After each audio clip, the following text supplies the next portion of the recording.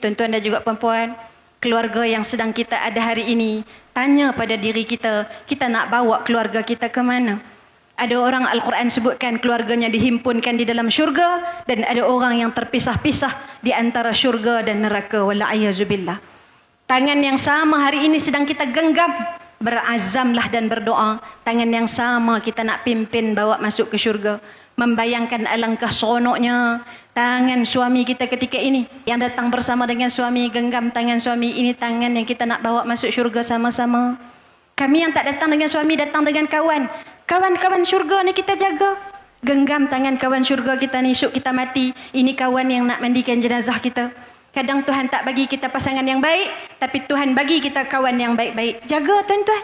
Ini kawan yang kalau kita mati, dia sibuk nak main menguruskan rumah kita. Dia akan sibuk nak bacakan Yasin untuk kita. Dia akan sibuk nak bantu kita. Kerana dia ingat kita dulu pernah hidup datang sama-sama majlis ilmu dengan dia. Ini kawan-kawan syurga kita. Jadi sebab itu kita jaga.